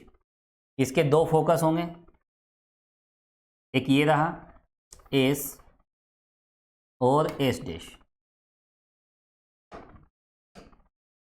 और इसके जो सिरे हैं देखो ये ए और ए डैश, और ये हो जाएगा देखो बी और बी डैश। अब इनके रिजल्ट्स भी हम लिख लेते हैं। इसके कोऑर्डिनेट तो वही a0 और इसके कोऑर्डिनेट कितने हैं, देखो -a0।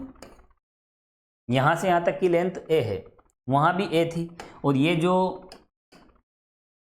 बीच वाला पॉइंट है, ये जो मूल बिंदु है, ये हो जाएगा यहाँ पर केंद्र, और केंद्र के निर्देशांक तो देखो 0 0 होते हैं, बार बार लिखने की आवश्यकता नहीं है। यहाँ से यहाँ तक की लेंथ क्या है, अब देखो b का मान बड़ा हो गया, ये तो हो गई a और यहाँ से यहाँ तक की वैल्यू कितनी हो गई b, अब b बड़ा हो गया, ठीक है। इक्वेशन तो वही है, उस इक्वेशन में a छोटा हो गया b बड़ा हो गया, तो यहाँ से यहाँ तक की जैसे ही बड़ी होगी तो देखो इस प्रकार का आकार हमें देखने को मिलेगा। और यहाँ 0, b और ये हो जाएगा 0, -b। और यहाँ से यहाँ तक की जो लेंथ है वो होती है, अगर हम उस वाले इलिप्स की बात करें तो वो a/e होती है। तो यहाँ से यहाँ तक की जो लेंथ a/e थी, है ना, ये नियता थी। यहाँ से यहाँ तक की लेंथ कितनी थी, केंद्र से नियता की दूरी a/e थी। तो इसकी इक्वेशन क्या हो गई थी, x = a/e। तो यहाँ पर देखो इसका समीकरण क्या हो जाएगा, इसको तो हटा दें इस कचरे को। ये जो नियता है, इस नियता का समीकरण हो जाएगा, यही लिख देता हूँ मैं, इसका समीकरण है y = b/e और y = -b/e। ये दो नियताएं होती हैं। और इसके बाद अगर हम नाभि लंब की बात करें तो लेटस रेक्टम भी मैं बना देता हूँ। नाभि ये रही, और इसके कोऑर्डिनेट भी लिख लेते हैं, देखो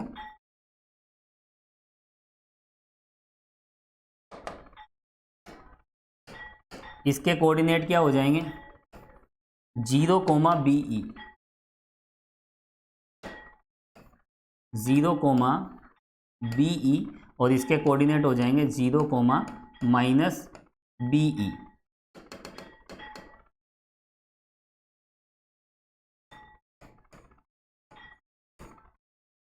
और ये हो जाएगा देखो लेटस रेक्टम, नाभि लंब, और इसको हम बोल देते हैं L डैश। ये नाभि लंब है। तो जो रिजल्ट अभी हमने लिखे थे वही रिजल्ट इसके लिए देखने हैं। सबसे पहले हम किसकी बात करेंगे,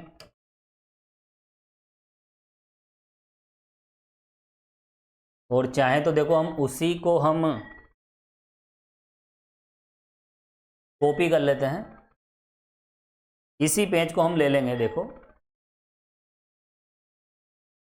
चलो छोड़ो, दोबारा लिख लेते हैं, क्या टाइम लगेगा। सबसे पहले यहां पर देखो हम किसकी बात करेंगे, केंद्र, नाभि, दीर्घ अक्ष, लघु अक्ष।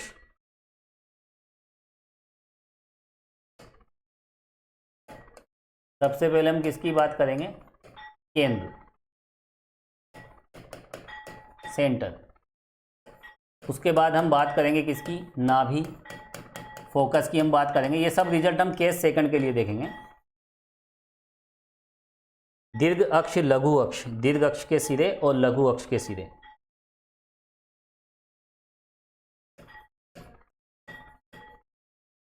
दीर्घ अक्ष मेजर एक्सिस की बात होगी, और उसके बाद हम बात करेंगे लघु अक्ष, माइनर एक्सिस, और उसके बाद देखो हम बात करेंगे दीर्घ अक्ष के सिरों की।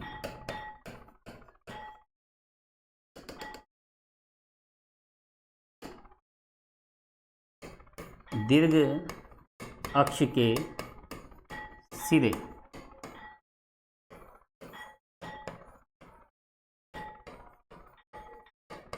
फिर उसके बाद हम बात करेंगे लघु अक्ष के सिरों की।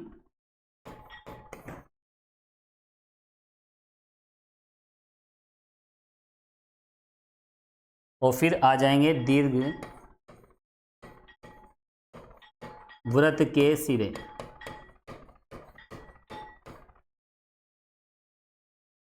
नियता, नाभिलंब और उसके सिरे।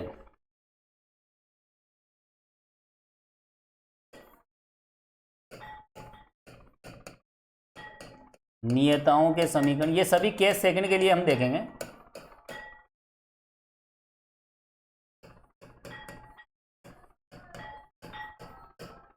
नाभिलंब की लंबाई,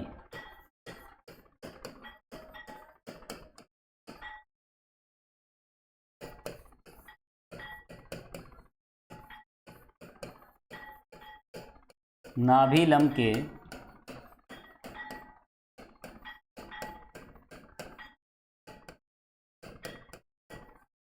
सिरों के निर्देशांक।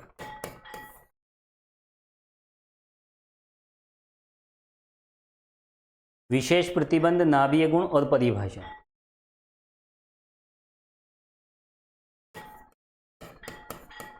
विशेष प्रतिबंध,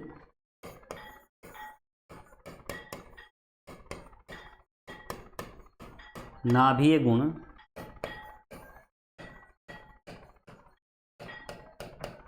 और परिभाषा।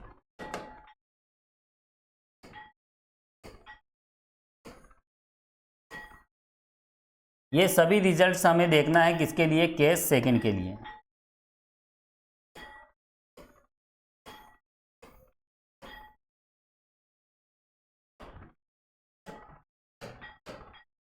अब देखो यहां पर केस सेकंड के लिए तमाम रिजल्ट्स हमें देखने हैं। सबसे पहले हम बात करेंगे किसकी, सेंटर की। तो सेंटर क्या है, देखो इसका O है 0, 0। तो यहां पर देखो इसका जो केंद्र है वो O है, और जिसके कोऑर्डिनेट क्या है 0, 0। अब आते हैं हम नाभि पे। तो देखो इसकी दो नाभियां हैं।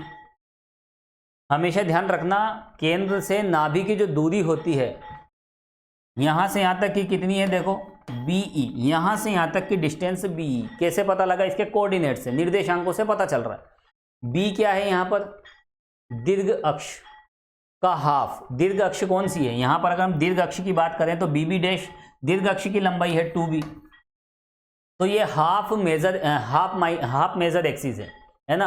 अर्ध दीर्घ अक्ष b को क्या कहेंगे हम, अर्ध दीर्घ अक्ष, और अर्ध दीर्घ अक्ष को half major axis, half major axis को अगर हम इसेंट्रिसिटी से मल्टीप्लाई कर दें,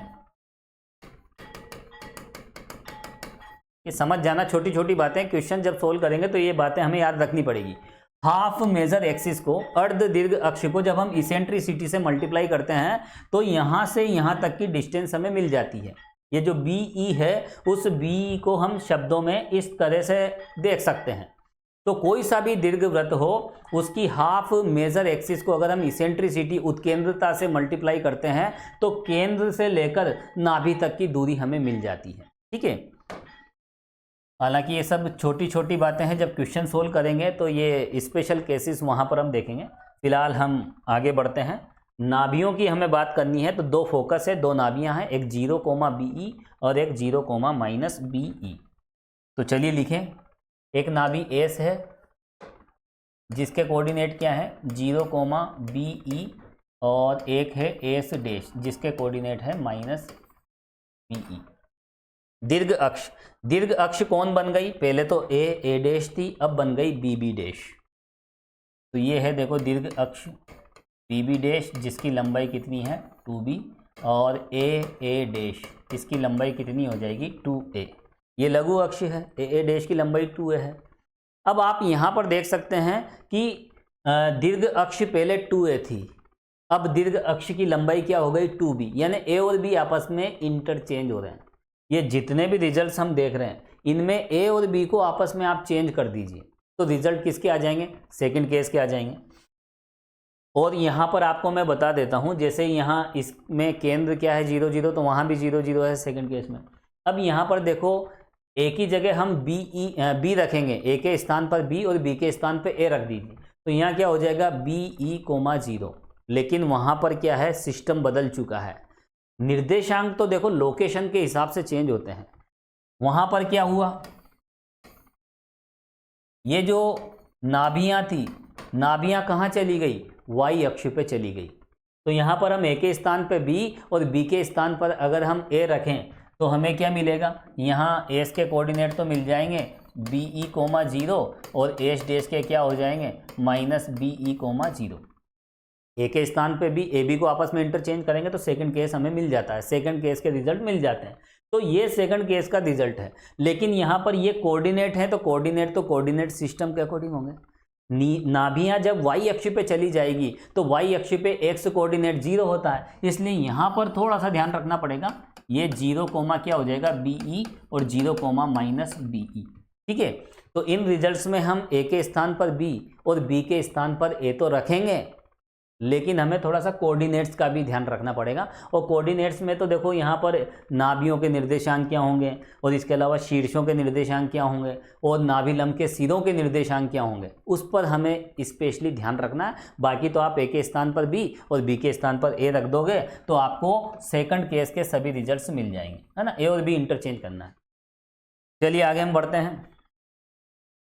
अगला केस है, देखो यहाँ पर दीर्घ अक्ष के सिरे। तो दीर्घ अक्ष के सिरे आप देख सकते हो, वहाँ पे दीर्घ अक्ष के सिरे क्या थे A0 और -A0। तो यहाँ पर क्या हो जाएंगे, A के स्थान पे B रख दो, है ना। कोऑर्डिनेट है तो X कोऑर्डिनेट 0 हो जाएगा यहाँ पे, तो एक 0B और 0-B। डायग्राम से भी ध्यान रख सकते हैं। दीर्घ अक्ष का सिरा एक तो है 0,B और एक है B डैश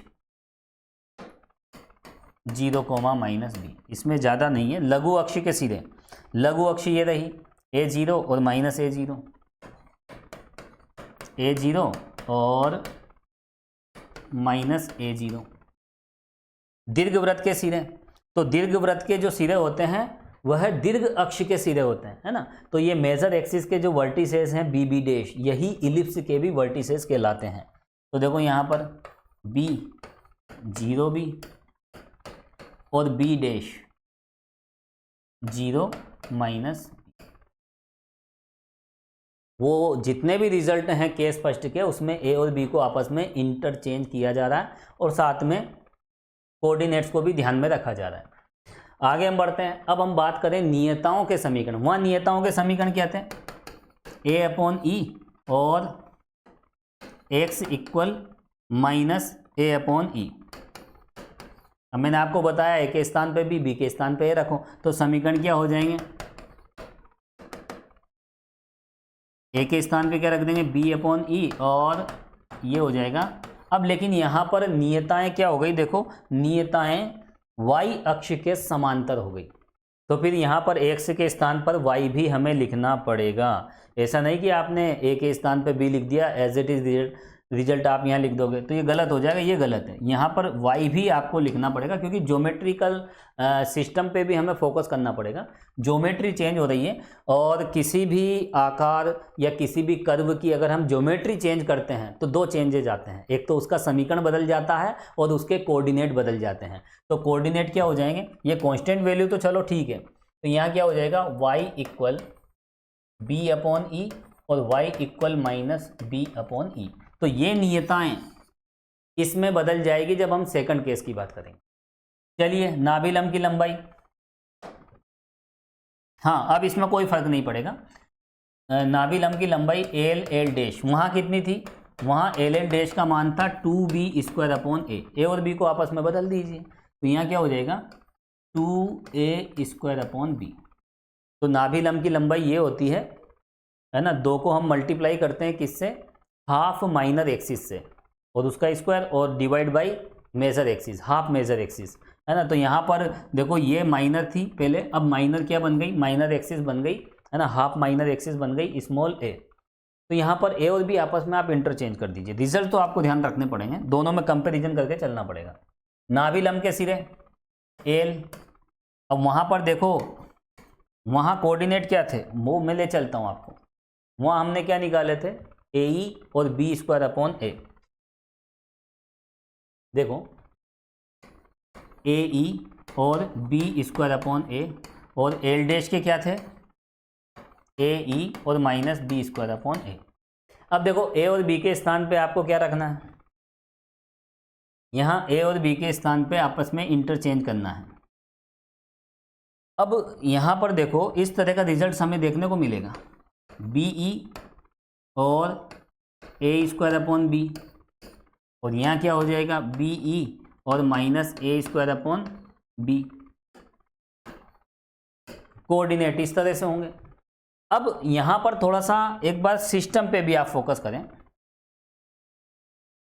यहाँ से यहाँ तक की लेंथ कितनी हो गई, चलो मैं डायग्राम को वहीं बना देता हूँ, ठीक रहेगा।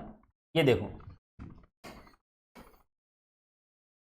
देखो रिजल्ट तो हमें इस रूप में ही देखने को मिलेगा, उधर के रिजल्ट में और भी को आपस में हम इंटरचेंज कर रहे हैं तो इस तरह का रिजल्ट देखने को मिलेगा। लेकिन यहाँ ये रही नाभिलंब और इसके कोऑर्डिनेट कितने हैं 0,BE, ठीक है। तो यहाँ से यहाँ तक की जो लेंथ है वो BE है। तो यहाँ इन दोनों पॉइंट्स के जो y कोऑर्डिनेट हैं, कोई एक अक्ष के समांतर रेखा हम लेते हैं तो y कोऑर्डिनेट सेम होता है सभी का। तो यहाँ से यहाँ तक की डिस्टेंस, ये सेंटर है और ये S है, यहाँ से यहाँ तक की जो डिस्टेंस है वो BE है। तो इन दोनों के y कोऑर्डिनेट क्या हो जाएंगे, BE हो जाएंगे। तो थोड़ा सा ये ध्यान रखना, इसको उधर करना पड़ेगा आपको। y कोऑर्डिनेट क्या है BE, और L डैश का भी y कोऑर्डिनेट क्या हो जाएगा BE, और x कोऑर्डिनेट तो आप देख ही सकते हो। यहाँ से यहाँ तक की लेंथ कितनी है 2a स्क्वायर अपॉन बी, ये लिख रखी हमने। तो यहाँ से यहाँ तक दोनों इक्वल हो जाएगी, इधर वाली और इधर वाली, इसका हाफ। ये यहाँ से यहाँ तक की a स्क्वायर अपॉन बी और यहाँ से यहाँ तक की भी a स्क्वायर अपॉन बी। तो ये l था और ये l डैश था, तो l क्या हो जाएगा a स्क्वायर अपॉन बी, और ये हो जाएगा माइनस a स्क्वायर अपॉन, ये आपको ध्यान रखना है, नोट कर लीजिए।